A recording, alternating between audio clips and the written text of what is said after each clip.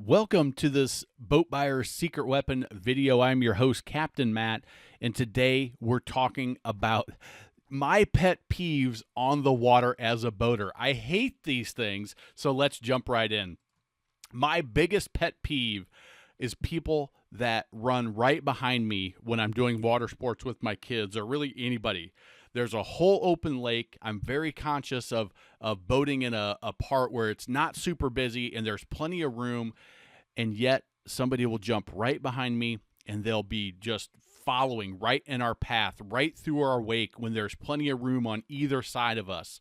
If you're a boat operator, that is the worst place that you can go, is follow a boater right in the path behind their wake and be right up on them. Why? If somebody were to fall off that inner tube or fall off their skis or tumble, or the boat was to just stop for a reason unexpectedly, what's going to happen? Well, you've got a split second to make a decision and veer one way or the other, or potentially run right over them.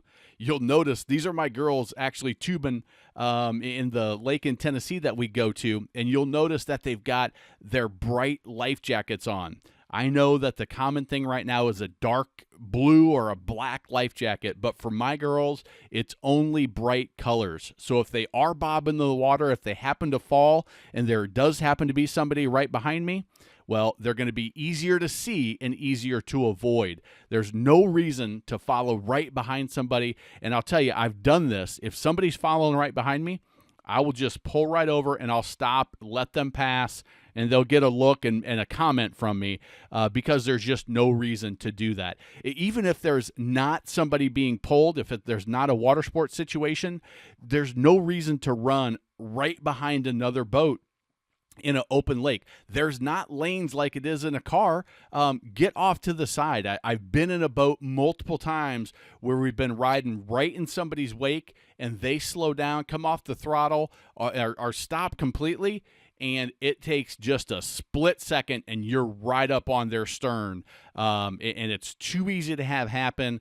If you're not paying exactly attention, there's no reason in most situations to be right in their wake. Get off to the side, give yourself, you can see that white line. That's a plenty of room to run and be over 100 feet, 300 feet, whatever it is in your area, off the docks, and be running. You don't have to run right behind. Now, with that said, it's also, as the driver, it's your responsibility. Hey, don't take your kids out tubing or skiing, doing water sports right in the busy main channel. Find a place that's a little bit off the beaten path so that people have a place to go. One, for the kids, it's a lot more fun.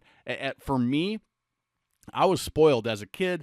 I would not ski in any chop at all. If it wasn't smooth glass, I wasn't strapping on my slalom ski. I certainly wasn't trying to barefoot. I was going to go find a nice quiet place. I would get up early in the morning. I would go right after a rainstorm, or I would go really late in the evening, probably pushing the boundaries of what was actually legal right at sunset. But don't go out in the main channel, because that same situation, boaters only have so many choices to go. There are no lanes. There are no speed limits. Not everybody's going the same speed, the same direction, not even just, passing. There can be somebody coming from all 360-degree angles, and be smart, be safe, and have fun. We're brought to you by the Boat Buyer's Secret Weapon. You can check out all of our over 100 videos. Get the free toolkit at boatbuyerssecretweapon.com/toolkit. And we also have our new expo coming out, usboatexpo.com. That page will be up soon. You can check it out, and that expo will be live very shortly. I think you're going to love it if you're considering a boat. The next pet peeve, and I'm sure it's yours as well if you've been a boater for a while, those people that get ready at the ramp. They get their boat, they take up a lane at the launch, and they're loading their coolers. They're loading their gear. They're waiting for Billy to go take a pee so he can get back in the boat. They're waiting for Johnny to show up. There's just all the stuff that should be done in the prep area is done right in the ramp. Now I understand if you're newer to boating and you can't back the trailer down super quick, you can't load and unload your boat quick. That's fine. I'd be glad to lend a hand and help you out. Ask for advice. Ask for help. People are more than happy to do that. But what's unacceptable is to be rude and take up time doing things that should be done in the staging area or out of the way of the ramp. Let me know if you've ever had that situation and how you have handled it.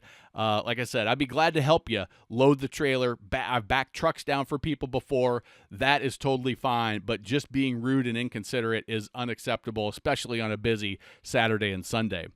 Next is being just wasted on the boat. I've had this happen to me with friends.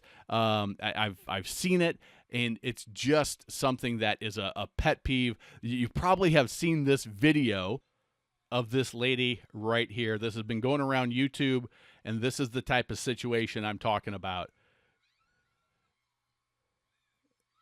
Just too much. Listen, I love to have a few Bud Lights and have a few drinks on the water, but getting just totally wasted, it's a bad environment for that. It's too easy to end up in the drink. It's too easy to get cut on the prop. It's too easy to get hurt. So have fun, but be responsible. Don't get so wasted that you're gonna fall off in your jeans and your sweater and fall into the cold water. It's a bad situation. Let's see. Next, we've got dangling your feet in the water when the boat is underway, especially up in the bow. I see this on pontoons, on deck boats. You think, hey, there's a little seat up there. What little kid's not going to want to do that? I guarantee my little girls would jump at a heartbeat to be up front, and the first thing they would do is put their feet in the water.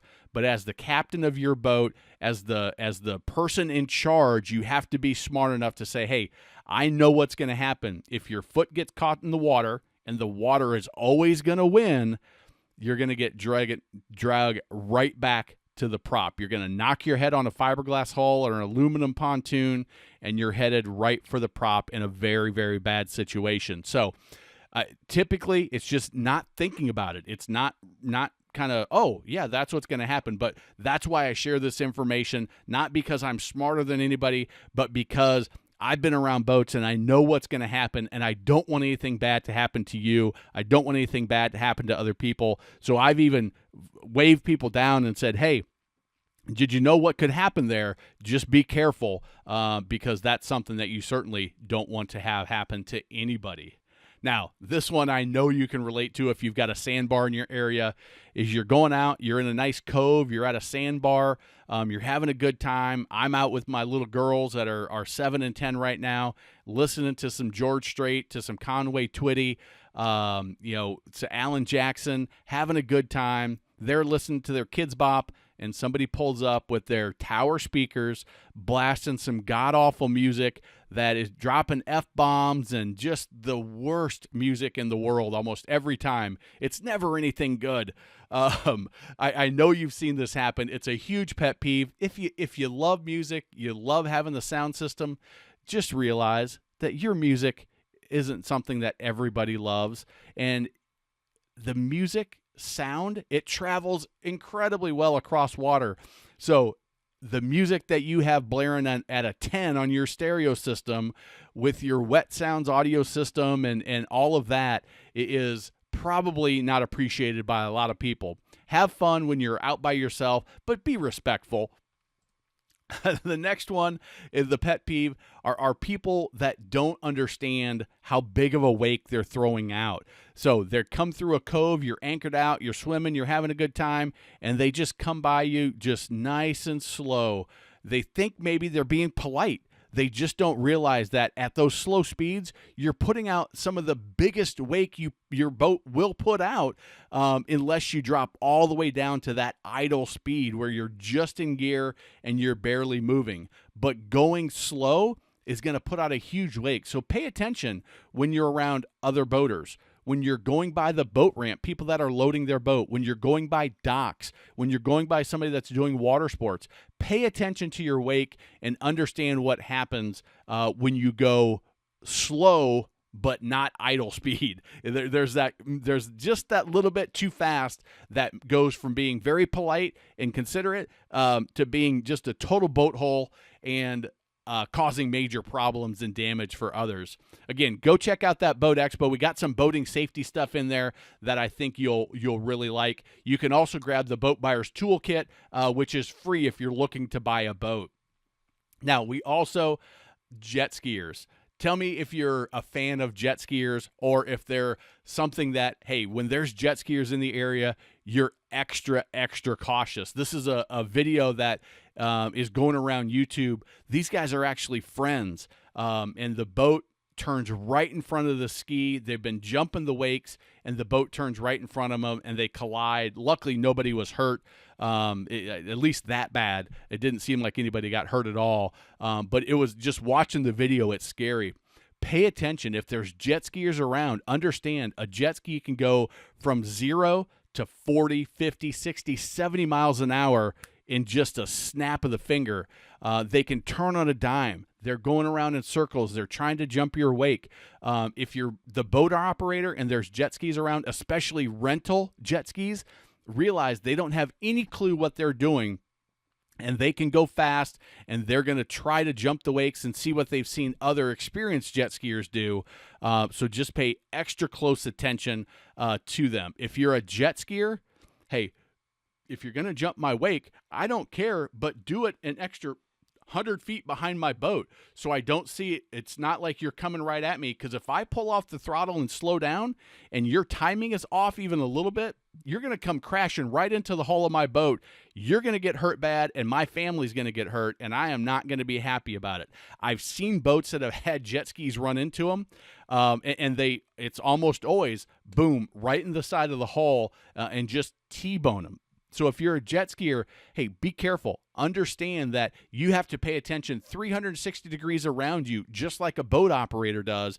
And remember, you're kind of like a motorcycle out there. You're small. You can be hard to see. And if you come screaming out of a cove, or you come doing a donut and pop up and start shooting across the lake, remember that there's boaters out there that may be messing with their stereo. They may be texting their buddy to meet them at their favorite party cove. Just pay attention, because, again, I don't want anybody getting hurt. It's a huge pet peeve of mine, and mainly because it's going to lead to somebody getting hurt. And you can watch all of the videos out there on YouTube of jet ski accidents.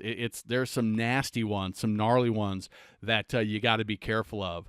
Now, if you enjoyed this video, if you're considering buying a boat, go check out boatbuyersecretweapon.com/toolkit. Check out usboatexpo.com. If you're interested in buying a boat in the next 12 months, that usboatexpo.com is a must-have. You'll get the toolkit there as well, and YouTube has recommended some videos for you. If you like this video, subscribe. We're always putting out new content for boat buyers and boat owners, and we appreciate you. Leave a comment. Let me know what your pet peeves are, and we'll catch you in the next video, because remember, life truly is better on a boat.